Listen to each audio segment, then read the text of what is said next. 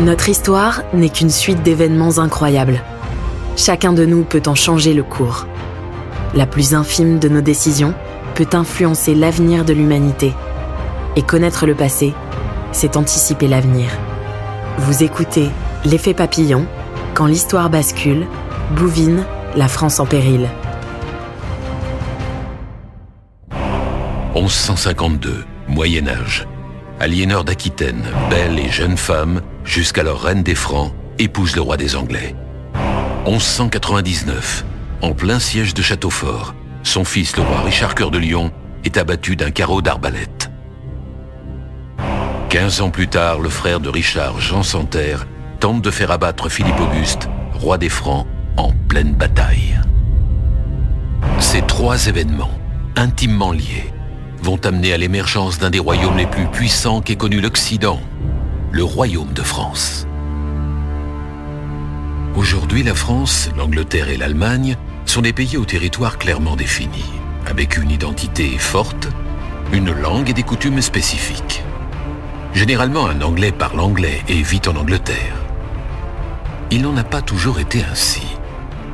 Notre histoire prend place au XIIe siècle, en plein Moyen-Âge. C'est l'époque des croisades, des châteaux forts et des chevaliers.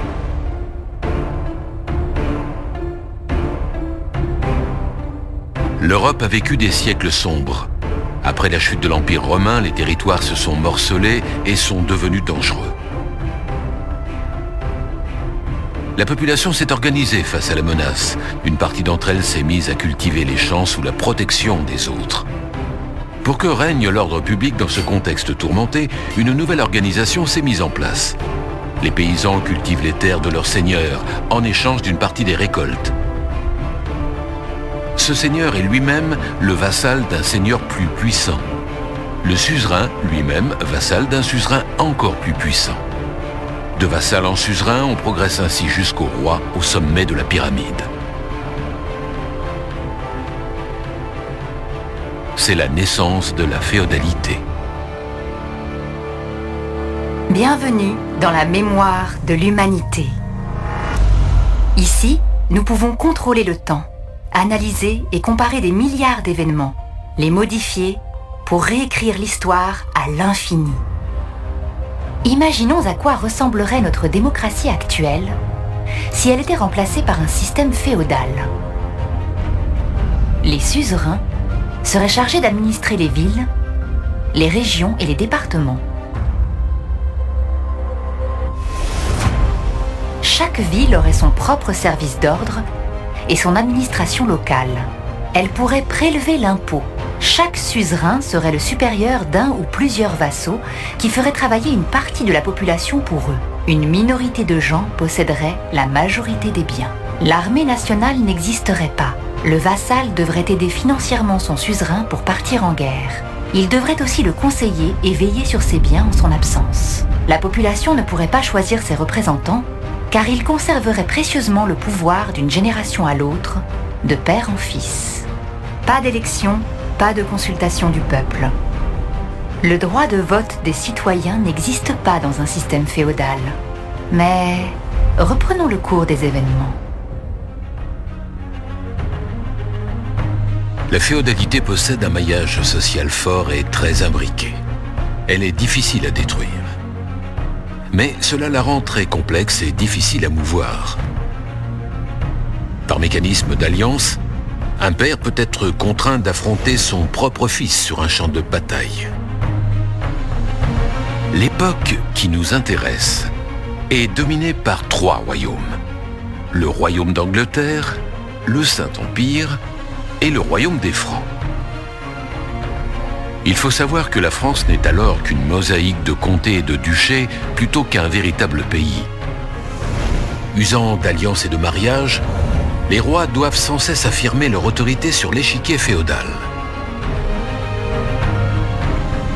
C'est dans ce jeu complexe qu'une pièce maîtresse à la puissance irrésistible apparaît. Aliénor d'Aquitaine. Épouse du roi des Francs, elle est également l'héritière du duché d'Aquitaine, l'un des plus puissants du royaume. Mais les époux ne s'entendent pas et leur mariage est annulé. Une jeune et belle femme de 30 ans incroyablement riche et cultivée de surcroît, ne reste pas seule bien longtemps. 6 semaines plus tard, elle trouve un époux à la hauteur de sa position, l'héritier du trône d'Angleterre.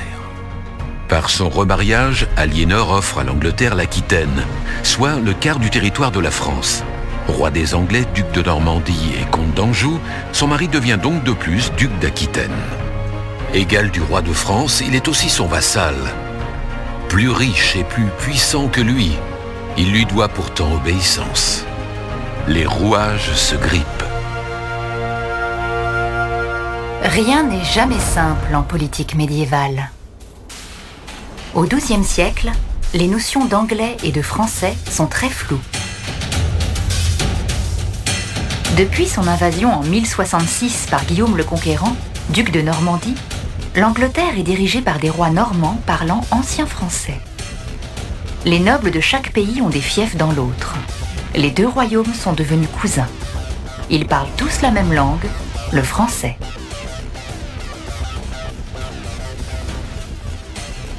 Ainsi, le fils d'Aliénor, le célèbre Richard, ne s'est jamais appelé Lionheart, mais Cœur de Lion. Ce roi légendaire parlait français et n'a passé que 2 mois en Angleterre. Il a été enterré en France, le pays d'Aliénor. La devise de la monarchie anglaise, « Dieu est mon droit », remonte à cette période, tout comme la prolifération de mots d'origine française dans la langue anglaise. Sur les champs de bataille du Moyen-Âge comme sur celui de Waterloo, les Alliés communiquaient entre eux en français pour combattre la France. Les puissances se font et se défont. Continuons. Dans ce contexte particulier, il suffit d'un homme fort pour mettre le feu aux poudres. À cette époque, il se trouve qu'il y en a 2. Philippe Auguste, roi des Francs, politicien habile et bon stratège. Richard Cœur de Lion, roi chevalier et tacticien hors pair. Devenu roi, Philippe Auguste a une vision politique. Transformer ce puzzle de comtés et duchés en vrai royaume sous une bannière unique. Cette vision résolument moderne de l'État en ferait le plus puissant royaume d'Europe. Mais Richard, devenu roi d'Angleterre, ne l'entend pas du tout de cette oreille. Par sa mère Aliénor d'Aquitaine, Richard a des prétentions légitimes sur une partie du royaume que veut construire Philippe Auguste et il est tout à fait décidé à défendre ses terres. 1199, siège de Chalut. Richard Cœur de Lion dirige lui-même les opérations quand un carreau d'arbalète le touche de plein fouet. Il l'arrache lui-même, mais la gangrène l'emporte en 10 jours. Avec la mort du célèbre roi anglais, notre histoire vient de changer de route. Le 2e fils d'Aliénor d'Aquitaine, Jean Santerre, succède à son frère Richard Cœur de Lion et devient à son tour roi d'Angleterre. Il peut prétendre aux mêmes droits que lui sur les terres d'Aquitaine, mais il n'a ni le charisme, ni le talent militaire de son frère aîné. Face à un adversaire affaibli, le roi des Francs, Philippe Auguste, peut enfin construire la France de ses ambitions. Il conquiert une à une les terres du roi d'Angleterre. Tout seul, Jean ne peut rien faire pour l'en empêcher. Pour vaincre Philippe, il lui faut de l'aide. Othon. Othon IV, empereur du Saint-Empire, ne se fait pas prier. 2 grandes armées sont levées. L'invasion doit avoir lieu grâce à une opération combinée d'encerclement. À l'ouest, Jean doit débarquer à La Rochelle pour attirer Philippe. Au nord-est, Othon, par une marche éclair, doit en profiter pour foncer sur Paris. C'est un piège. Lorsqu'il apprend le débarquement de Jean, Philippe Auguste ordonne de hisser l'oriflamme, la bannière du royaume, pendant qu'il fonce à sa rencontre. Son instinct lui suggère la prudence. Jean n'est pas homme à l'affronter en personne et il est maintenant très loin de Paris, trop loin. Le Nord est son défense. Il tient alors le conseil de guerre le plus crucial de son règne. De sa décision va la survie du royaume. Il envoie son fils à la rencontre de Jean et lui-même ira défendre le Nord. 2 armées, l'une dirigée par le père, l'autre par le fils, pour la survie d'un royaume. Aucun des deux ne peut faillir. C'est à la forteresse de la Roche-aux-Moines que se joue le premier acte. Jean assiège le fort. Mais la résistance est telle que l'armée de secours a le temps d'arriver. Pris de panique, sans même livrer bataille, Jean s'enfuit. Le roi d'Angleterre aura bien du mal à justifier ce manque de courage à ses barons. Reste Othon. Othon et ses chevaliers teutons. On ne naît pas chevalier, on le devient.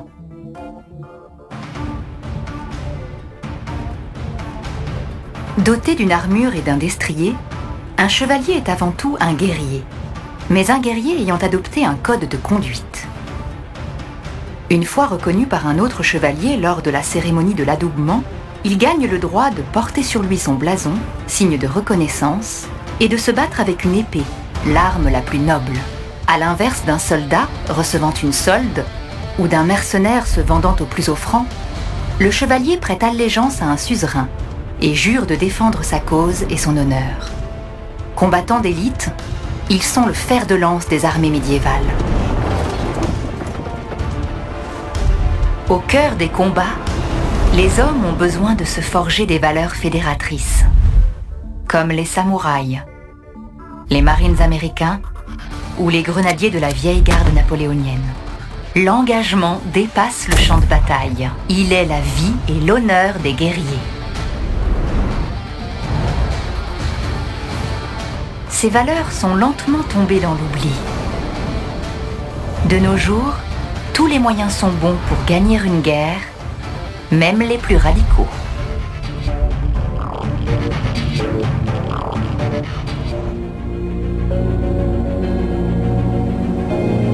Le 27 juillet 1214, les deux armées ne sont qu'à quelques kilomètres l'une de l'autre. L'armée de la coalition comporte un grand nombre de solides piquets teutons, lourdement cuirassés. Othon IV peut également compter sur une cavalerie lourde, composée de nobles anglais et flamands, mais aussi de traîtres francs. De redoutables archers anglais et de coriaces mercenaires complètent les effectifs. L'armée des Francs est constituée en grande partie d'une cavalerie d'élite, de fougueux chevaliers venus des 4 coins du royaume, bien équipés, vétérans des croisades, fidèles à leur roi. En infériorité numérique, Philippe s'est tourné vers les communes libres du royaume qui ont envoyé de nombreuses milices urbaines.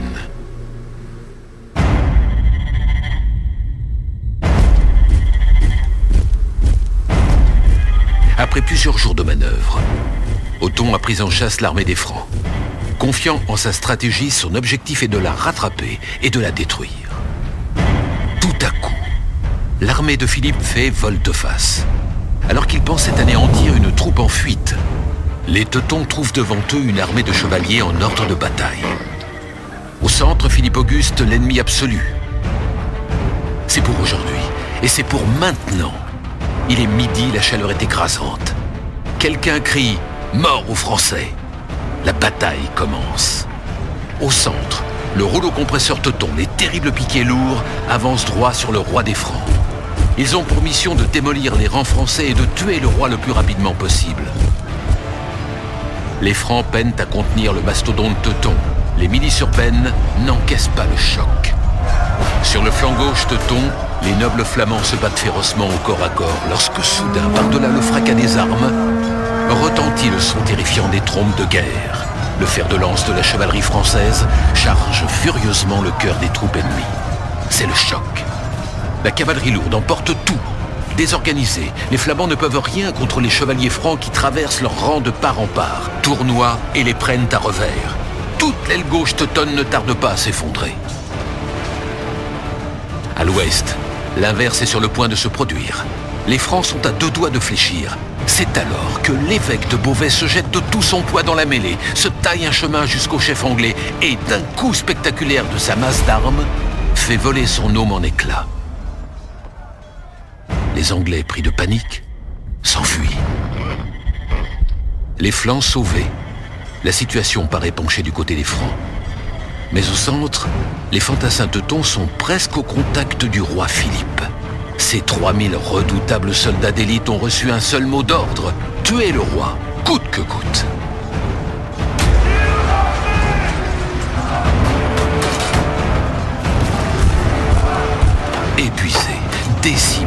Les milices finissent par céder. Les Teutons enfoncent les rangs français. La garde du roi charge pour les ralentir. La situation est grave. Philippe, au cœur des combats, est rapidement entouré d'ennemis et est attaqué de toutes parts. Sa garde loin devant n'a pas conscience du danger. Soudain, une lance jaillit et frappe Philippe de plein fouet. L'armure du roi dévie le coup et lui sauve la vie, mais il ne peut pas retirer la lance. Les soldats teutons tirent de toute leur force. Déséquilibré, isolé, le roi des Francs est jeté au sol. Les Teutons se précipitent, dagues et poignards sortis. Il faut tuer le roi. Philippe, sonné, tente de se relever, de se défendre. Ses chevaliers font rempart de leur corps et livrent un combat désespéré. Les Teutons sont partout et plus nombreux. On agite désespérément l'oriflamme pour appeler au secours. Le roi va mourir. La garde royale se taille un chemin jusqu'à lui, mais elle est encore loin. Donnant leur vie, les derniers chevaliers francs honorent leur serment. Mais les Teutons sont trop nombreux.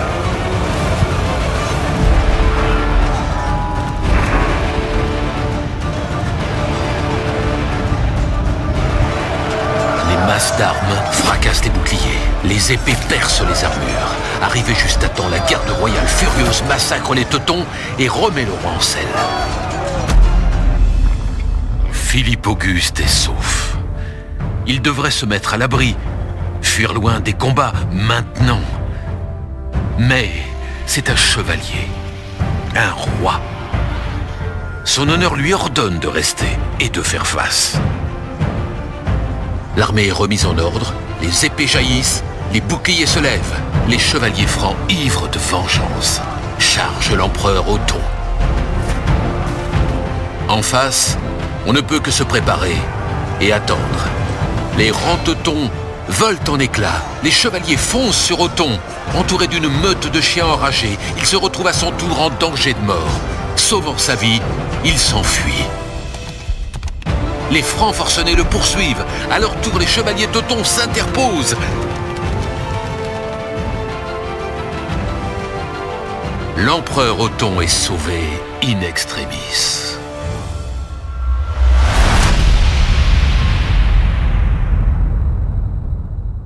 Nous venons d'arriver à un point de divergence. Un point de divergence est un événement clé, un carrefour dans notre histoire, où le monde bascule d'un côté ou de l'autre. Philippe Auguste vient de passer à quelques centimètres de la mort. Si les soldats d'Othon avaient réussi à tuer le roi, leur empereur n'aurait pas seulement gagné une bataille, il aurait aussi brisé un royaume. Si le roi Philippe était mort à Bouvines, la France, morcelée en petits duchés, aurait probablement été absorbée par une Angleterre parlant français. Le roi mort à Bouvines, les duchés et comtés seraient restés indépendants. La France n'aurait jamais vu le jour. Il s'agissait pour la France d'une occasion unique de devenir un vrai royaume. Le bon dirigeant, au bon moment, entouré des bonnes personnes.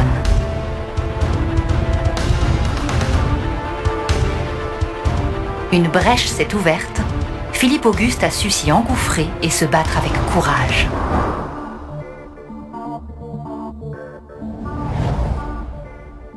Sur un champ de bataille, le chef est celui qui coordonne les efforts de tout le monde.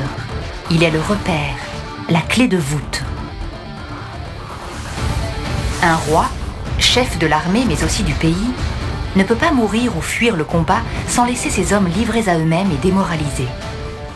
Mais au Moyen-Âge, le roi est un chevalier.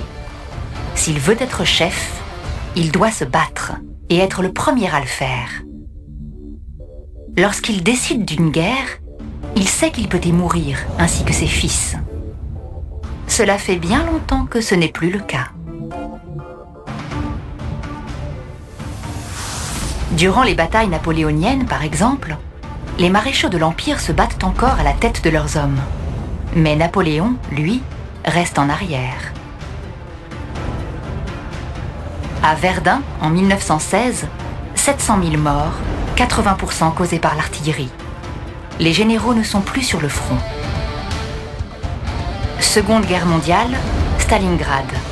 Staline donne l'ordre, pas un pas en arrière. 1 million de morts. Le dirigeant soviétique se trouve alors à des centaines de kilomètres de la ville. Août août 1945, le président des États-Unis, Truman, est encore plus loin lorsqu'il donne l'ordre de larguer 2 bombes atomiques sur des civils japonais. De nos jours, un pilote américain de drone Predator, confortablement installé au Texas, utilise un joystick et un retour vidéo temps réel pour abattre une cible n'importe où dans le monde. Au Moyen-Âge, la fuite d'un chef sur un champ de bataille est rarement bon signe.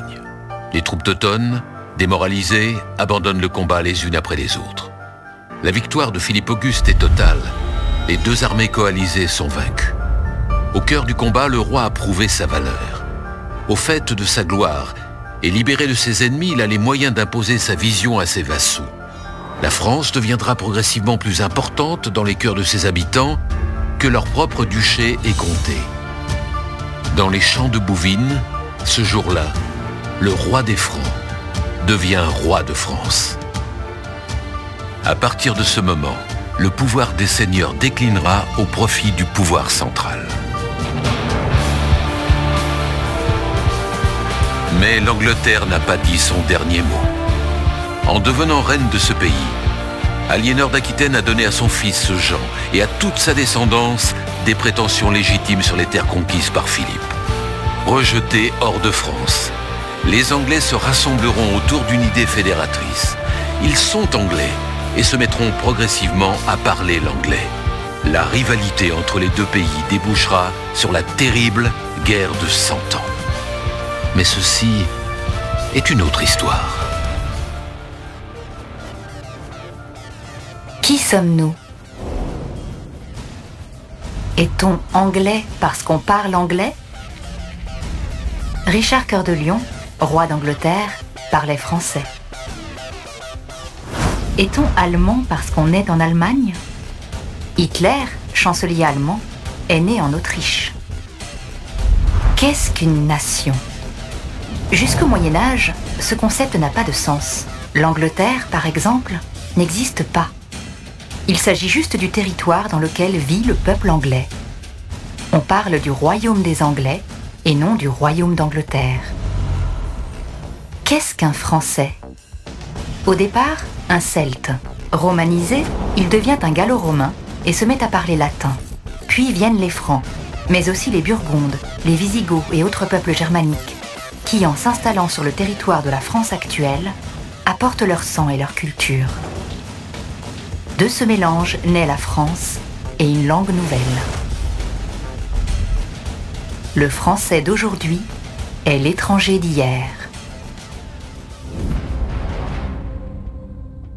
L'idée de France comme nation est née dans un bouillon de cultures et de langues différentes, sur un sol revendiqué par d'autres rois. Elle a germé lentement et est rentrée dans le cœur de ses habitants. Jamais, avant Bouvines, un bourguignon ne s'était imaginé être autre chose qu'un bourguignon. Alors qu'en est-il de l'Europe? Au départ, juste une idée. Rien qu'une idée, née de la vision d'une poignée d'hommes. Mais ce sont les idées qui mènent le monde. Vous venez d'écouter L'effet papillon quand l'histoire bascule. Si vous avez aimé ce podcast, vous pouvez vous abonner sur votre plateforme de podcast préférée et suivre Initial Studio sur les réseaux sociaux. L'effet papillon quand l'histoire bascule est une série de podcasts coproduite par Initial Studio, Madfilm et Triary Prod, adaptée de la série documentaire audiovisuelle Point de repère, coproduite par Madfilm et Triary Prod, créée par Pierre Lergenmüller et Jean Marc, et écrite et réalisée par Pierre Lergenmüller, avec les voix de Michel Roy et Karine Pinotto. Production exécutive du podcast, Initial Studio. Production éditoriale, Sarah Koskiewicz et Marie Agassan. Montage, Victor Benamou, avec la voix d'Alix Martineau.